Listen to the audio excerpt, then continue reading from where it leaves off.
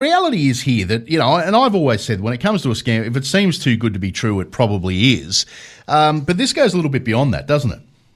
It sure does, yes.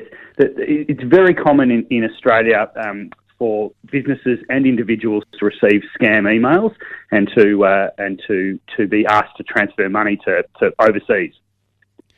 Okay, so when you say change banking, what should businesses be looking for? Because, if they receive an invoice from a supplier, I imagine that most businesses would know if they receive a fake invoice from somebody that they're not doing business with. It's pretty obvious. But this leads me to believe that scammers are actually finding out who these businesses are buying stuff from and replicating those invoices.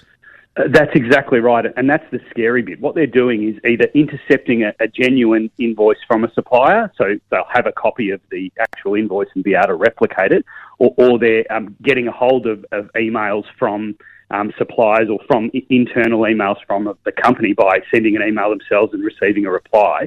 So they're able to actually send an email that looks exactly the same as your real supplier's invoice, but might have a different bank details on it. Okay. And so I'm recommending that people always check, particularly if there's a new bank detail, if you get an email from a supplier saying, pay to this bank, yep, and you've never paid to that bank before, to just give them a call and just double check that's the right bank details. So it's an easy fix, but it just means you've got to be vigilant. We've looked at some of the figures around with regards to how much we're losing to scams. So in the last 9 months, they reckon we've lost nearly $500 million to scammers. Right. But the frightening statistic is that only 13% of people actually report those scams. So that figure could be exponentially higher. How much of that is from small business rather than individuals? Oh, they say about 50% of all scams are from small businesses. So I'm recommending to all small businesses out there to make sure they're vigilant about this. You might hear about the Optus scam, you might hear about the Medibank scam and all of that, but about 50% of all claims are against small businesses, and they're in this kind of method there.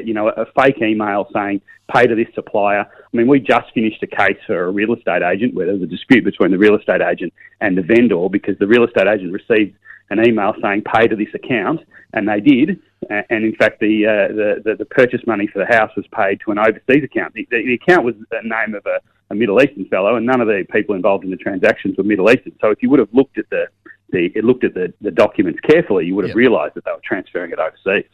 So what recourse is there for somebody in that case? Obviously you've gone through the case. Now, it would appear to me that the real estate agent probably should have dotted their I's and crossed their T's a little bit better in this case. But under normal circumstances, what recourse do you have? Well, it's very difficult. So if you've transferred the money overseas, which is normally where it goes, the chance of you actually pursuing the scammer directly via a lawyer like me is very low. What you can do is report it to the bank, and sometimes the bank can undo the transaction depending on the circumstances.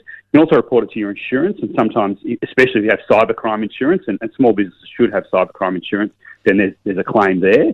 So it's usually through the bank or the insurance company that people can recover, but it really depends on the circumstances of whether they'll be able to recover at all.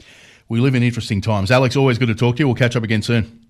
Great, thanks, Stephen. All the best. Alex Martin is a lawyer with Taurus Legal.